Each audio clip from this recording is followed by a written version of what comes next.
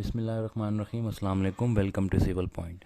आज हम concrete construction में जो जॉइंट्स आते हैं उनको ब्रीफली स्टडी करने जा रहे हैं। हमारे पास मेजरली 4 किस्म के जॉइंट्स आते हैं जो कि यहाँ पर रिटन है। अब हमारे पास जब भी कंक्रीट को कंस्ट्रक्ट किया जाता है, लाइक पेमेंट्स बनाई जाती हैं, रिजिड पेमेंट जो कि कंक्रीट की होती हैं। इसके अलावा हमारे पास स्लैब्स को कंस्ट्रक्ट किया जाता है, तो उसमें हमारे पास जनरली रिक्वायरमेंट आती है जॉइंट्स की।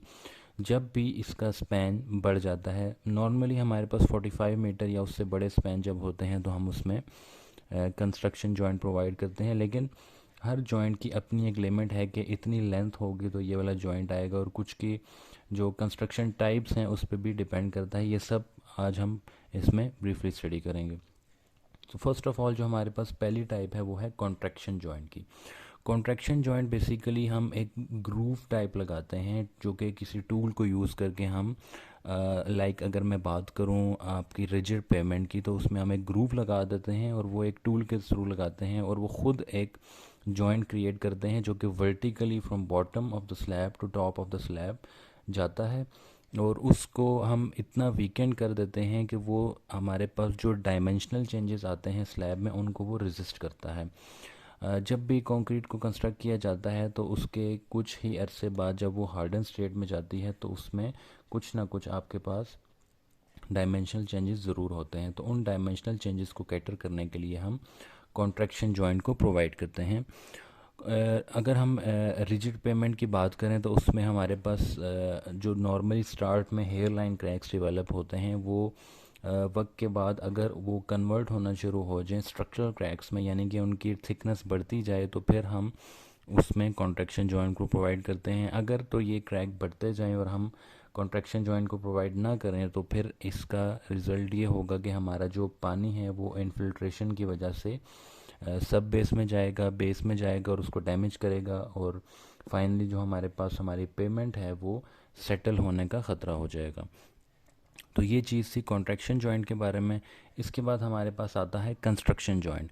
कंस्ट्रक्शन जॉइंट बेसिकली हमारे पास जो horizontal displacement of the slab हैं उनको रोकने के लिए हमारे पास कंस्ट्रक्शन जॉइंट दिया जाता है।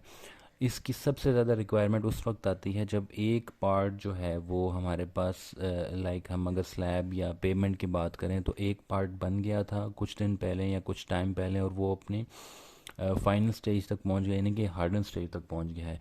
लेकिन दूसरा पार्ट उसी के साथ जुड़ के अभी हम बना रहे हैं, तो इनके दरमियान में हम थोड़ा सा गैप रखते हैं कुछ इंचेस का, और उसमें ऐसी जो फ्लेक्सिबल चीज़ें हैं उनको फिल कर देते हैं लाइक रबर या इस तरह की चीज़ें, ताकि हमारे पास जो पहले स्लैब को कंस्ट्रक्ट किया गया है उसके मूवमेंट की गुंजाइश हो उसमें। तो इसको हम कंस्ट्रक्शन जॉइंट बोलेंगे। इसमें हम इतनी कैपेबिलिटी रखते हैं कि फ्लेक्सुरल स्ट्रेसेस को और एक्सटर्नल लोड्स को जो स्लैब है वो रेजिस्ट कर सके, और हॉरिजॉन्टल स्ट्रेसेस डेवलप उसी वक्त होंगे जब मेजर डायमेंशनल चेंजेस होंगी, यानी कि थर्मल स्ट्रेसेस और श्रिंकेज स्ट्रेसेस आएंगी इसमें। इसके बाद हमारे पास जो थर्ड टाइप है वो एक्सपेंशन जॉइंट है। सबसे ज़्यादा यूज़ होने वाली ये टाइप है, क्योंकि जब भी हमारे पास ओवरऑल बिल्डिंग का स्पैन या स्लैब का स्पैन 45 मीटर से एक्सीड कर जाता है तो हम उसमें एक्सपेंशन जॉइंट दे देते हैं। एक्सपेंशन जॉइंट से हमारे पास ये होता है कि हम दोनों पार्ट्स को बिल्कुल सेपरेट कर देते हैं, और वो जब वो कॉन्ट्रैक्ट या एक्सपेंड या कॉन्ट्रैक्ट करती हैं तो हमारे पास उसके पास सफिशेंट स्पेस प्रोवाइड हो जाती है उसको एक्सपेंड या कॉन्ट्रैक्ट करने के लिए, और वो स्ट्रेसेस इंटरनल स्ट्रेसेस नहीं डेवलप होती बल्कि एक्सटर्नल स्ट्रेसेस ही डेवलप होती हैं, और डायमेंशनल चेंजेस होते हैं लेंथ में। तो ये एक्सपेंशन जॉइंट में होता है। और इसमें अगर लेट्स सपोज हमारे पास 2 बिल्डिंग्स हैं तो हम उनको ब्रेक करके, उनकी बीम्स ब्रेक करके उन दोनों पार्ट्स पर कॉलम की लाइन दे देंगे ताकि वो इजीली अपने हिसाब से एक्सपेंड या कॉन्ट्रैक्ट कर सकें। 4 और लास्ट पार्ट है हमारे पास आइसोलेशन जॉइंट। आइसोलेशन जॉइंट हम उस वक्त प्रोवाइड करते हैं जब हमारे पास हमने सेपरेट करना हो अपनी स्लैब को टोटली एक्सटर्नल स्ट्रक्चर एलिमेंट से। लाइक हमारे पास बीम है या फिर कॉलम है, हम उस बीम और या फिर कॉलम को स्लैब से बिल्कुल सेपरेट करना चाह रहे हैं, लेकिन वो बीम या कॉलम दूसरी स्लैब के साथ कनेक्टेड होगा, ये नहीं कि हमारे पास वो हमारी जो स्लैब है जिसको हम सेपरेट करना चाह रहे हैं वो उसी बीम के ऊपर रेस्ट कर सकती है, ऐसा पॉसिबल नहीं है। बल्कि लेट्स सपोज हम बात करते हैं वॉल की या फिर हम बात करते हैं कॉलम की, तो हम अपनी स्लैब को जब टोटली उससे सेपरेट करेंगे तो वो जो दरमियान में जॉइंट हम बनाएंगे उसको हम आइसोलेशन जॉइंट बोलेंगे। इसमें ये हम इसलिए प्रोवाइड करते हैं कि हमारे पास जो स्लैब के स्ट्रेसेस हैं वो श्रिंकेज स्ट्रेसेस या थर्मल स्ट्रेसेस या जो भी हैं वो कॉलम में या वॉल में या जिस चीज़ से हम इसको सेपरेट कर रहे हैं उसमें ट्रांसफ़र ना हो। और इसमें दूसरी इसकी एलिजिबिलिटी क्राइटेरिया ये है कि हमारे पास जो वॉल है या जो हमारे पास कॉलम है वो किसी एक्सटर्नल फुटिंग पर रेस्ट कर रहे हों, वो अपना लोड जो है वो अलग फुटिंग पर बेयर कर रहे हों, तब जाकर हम वहाँ पर आइसोलेशन जॉइंट बनाते हैं।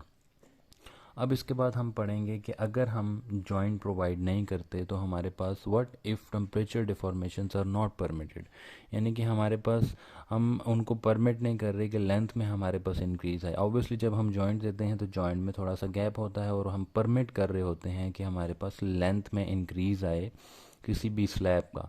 तो अब हम इसको परमिट जब नहीं कर रहे तो तब क्या होगा, तब हमारे पास इंटरनल स्ट्रेसेस डेवलप होंगे। अब हमारे पास ये इंटरनल स्ट्रेसेस जो कि अगर हम परमिट नहीं करते स्लैब को मूवमेंट से, तो हमारे पास ये इंटरनल स्ट्रेसेस का फार्मूला है जो कि यूज़ होगा। और ये फार्मूला हमें एक क्लियर इमेज दे रहा है कि उसमें हो क्या रहा है, स्लैब में हो क्या रहा है। तो basically S T is equal to alpha L delta T.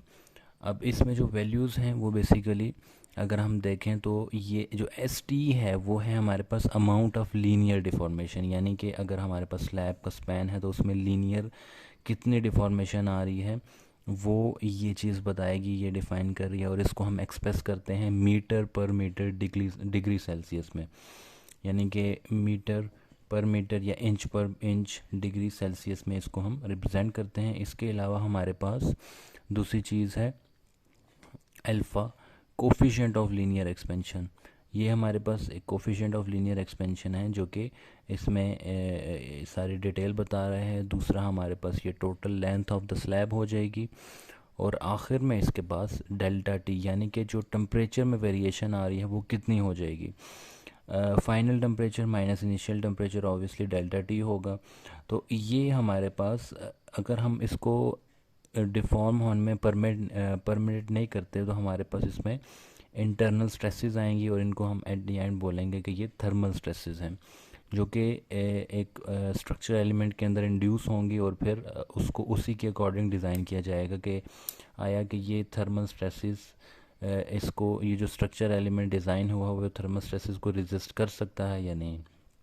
तो आज की इस छोटी सी वीडियो में हमने जॉइंट्स देख लिए और ये देख लिया कि हम अगर जॉइंट्स नहीं देते और इसकी स्ट्रेट हम परमिट नहीं करते डिफॉर्मेशन को तो हमारे पास इंटरनल स्ट्रेसेस आती हैं जो कि थर्मल स्ट्रेसेस कहलाती हैं। फॉर मोर वीडियोस आप हमारे चैनल को सब्सक्राइब करें। नेक्स्ट वीडियो में मिलते हैं। अल्लाह हाफिज़।